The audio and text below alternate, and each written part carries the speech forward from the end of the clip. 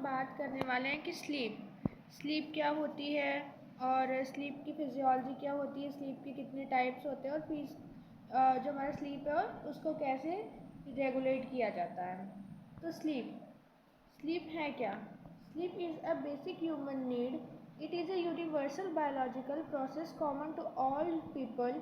Humans spend about 1/3 of life in sleep.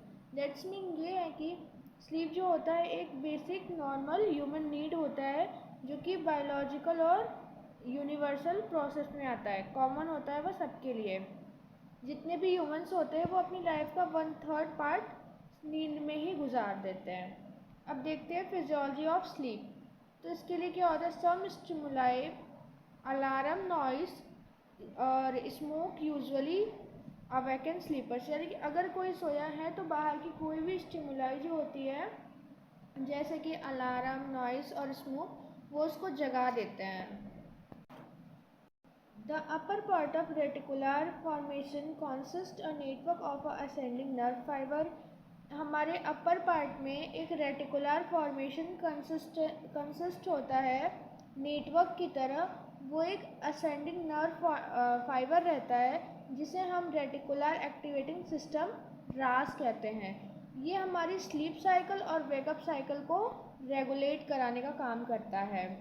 An intact cerebral cortex and reticular formation are necessary for regulation of sleep.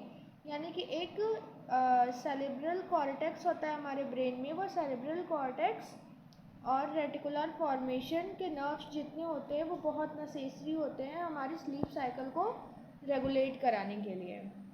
अब देखेंगे darkness include simple and sleep stimulation. जो darkness होती है वो हमारी sleep को induce कराती है, हमारे स्लीप के लिए स्टिमुलेशन का काम करती है। GnRH secrete cortisol inhibit during sleep, यानी कि जो GnRH होता है वो हमारी बॉडी में सिक्रीट होता है और जब GnRH सिक्रीट होता है तो हमारे अंदर कॉर्टिसोल हार्मोन का जो सिक्रीशन होता है वो इनहिबिट हो जाता है। एंड नेक्स्ट क्या है, in day cortisol highest, at night melatonin. दिन में क्या होता है कि कॉर्टिसोल का लेवल हाई होता है जिसकी वजह से हमें नींद नहीं आती है, लेकिन रात में क्या होता है कि मेलेटोनिन का लेवल हाई हो जाता है जिसकी वजह से हमें नींद आती है। वेकफुलनेस, अब देखते हैं कि कैसे हम जगते हैं। Acetylcholine, dopamine, noradrenaline is responsible neurotransmitters, यानी कि जो हमारा ये होता है एसिटाइलकोलिन वो रेटिकुलर से निकलता है और डोपामाइन कहाँ से निकलता है, हमारे मिड ब्रेन से, और कौन से निकलता है, नॉन एड्रेनलिन। ये लोग क्या करते हैं, ये न्यूरोट्रांसमीटर्स होते हैं और ये हमारी स्लीप के लिए रिस्पॉन्सिबल होते हैं। अब नेक्स्ट है टाइप ऑफ स्लीप, कितने टाइप के स्लीप होते हैं। तो पहला आता है NREM means non rapid eye movement, और फिर आता है REM यानी कि रैपिड आई मूवमेंट।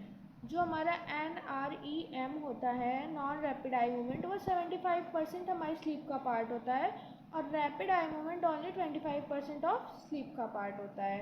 एक साइकिल जो होती है स्लीप की वो 90 मिनट्स की होती है। अब नेक्स्ट जो है NREM, इसकी 3 स्टेज होती है 90 मिनट स्लीप साइकिल के अंदर, N1, N2, N3। ये हमारे 75% पार्ट होती है नाइट की। N1 में क्या आएगा, फॉर्मली स्टेज। इस स्टेज में क्या होगा, जो हमारी फिजियोलॉजिकल एक्टिविटीज़ हैं वो डिक्रीज हो जाएंगी, being with gradual fall in vital sign and metabolism. हमारी बॉडी का जो वाइटल साइंस होगा यानी कि पल्स, ब्रीदिंग, रेस्पिरेशन, वो सारी क्या हो जाएंगी, लो हो जाएंगी, फॉल होने लगेंगे और मेटाबॉलिज्म भी फॉल होगा। देन उसके बाद क्या होगा, noise easy arousal day dream occurs, यानी कि जो नॉइस होती है सराउंडिंग्स में वो अराउजल जगा सकती है और इस टाइम पे डे ड्रीम भी आने लगते हैं। N2 स्टेज, इस स्टेज में क्या होगा, sound sleep relaxation progress, brain and muscle activity continue slow. N2 के स्टेज में ये होता है कि जो साउंड्स होती हैं वो स्लीप को अराउजल करा सकती हैं, लेकिन रिलैक्सेशन प्रोसेस जो होती है हमारे ब्रेन और मसल्स की वो एक्टिवली कंटिन्यूड में स्लो हो होती रहती है। देन अब उसके बाद क्या है, एन3 क्या है, स्लो वेव स्लीप। अब क्या होगा कि धीरे धीरे में हम स्लीप वेव के अंदर जाने लगेंगे। स्लीपर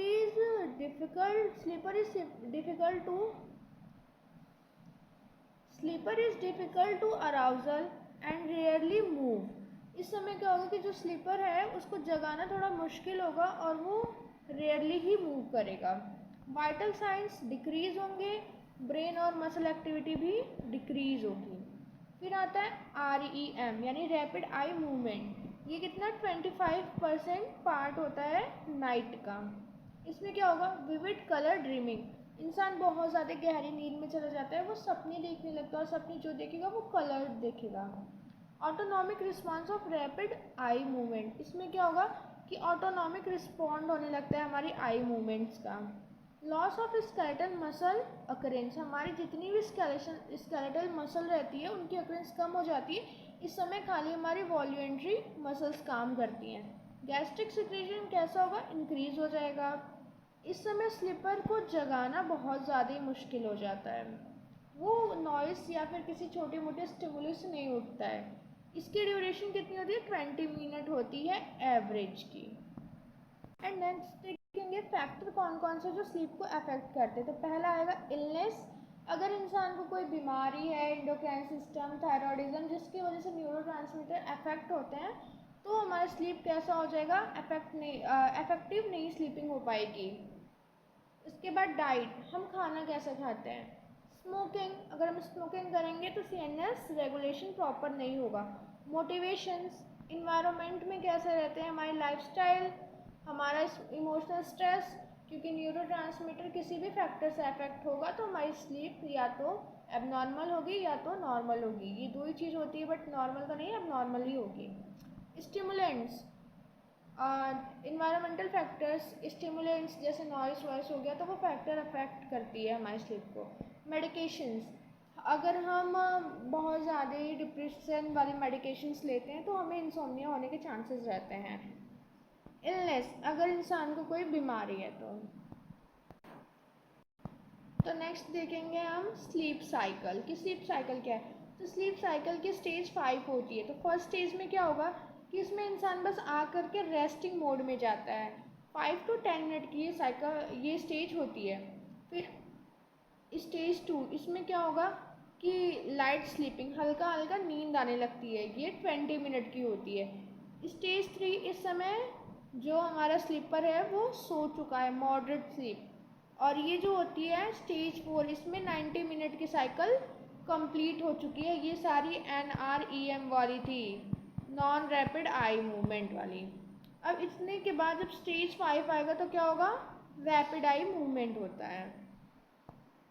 फिर नेक्स्ट जो है वो कॉमन स्लीप डिसऑर्डर है कि स्लीप के कौन कौन सा डिसऑर्डर हो सकते हैं। तो पहला आता है इंसोम्निया। इंसोम्निया क्या है, इनएबिलिटी टू फॉल स्लीप, यानी कि इंसान को इंसोम्निया में नींद ही नहीं आएगी, उसकी एबिलिटी ही चली जाएगी सोने की। Excessive day time sleeping, that's mean ये कि उसको दिन में ज़्यादा नींद आएगी, रात में नींद आएगी ही नहीं। हाइपरसोम्निया सबसे पहले आएगा हमारे एक्सेसिव डे टाइम स्लीपिंग में। Sleeping in night but not awake in day, यानी कि पेशेंट जो होगा या स्लीपर जो होगा वो नाइट में तो बहुत सोया होगा लेकिन दिन में भी उसकी सोने की क्षमता नहीं रहेगी। क्यों, क्योंकि रेगुलेशन प्रॉपर नहीं हो पाएगा। नार्कोलेप्सी, तो नार्कोलेप्सी में क्या होगा कि excessive daytime sleepiness, lack of chemical secretion neurotransmitter in CNS, यानी कि जितने भी न्यूरोट्रांसमीटर्स हैं वो हमारी बॉडी में लैक हो जाएंगे, वो सिक्रीट नहीं हो पाएंगे उतने, जिसकी वजह से हमें डे टाइम में बहुत ज़्यादा ही नींद आएगी।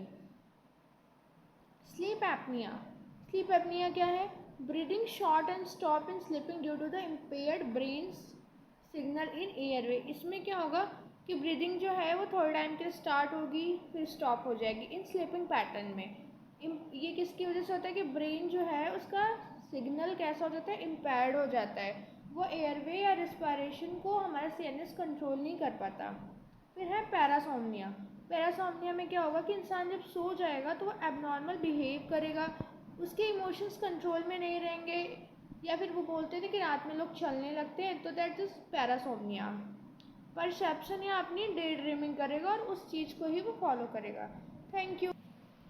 तो इस वीडियो को लाइक, शेयर और सब्सक्राइब ज़रूर कीजिए। Comment for next video. Bye bye.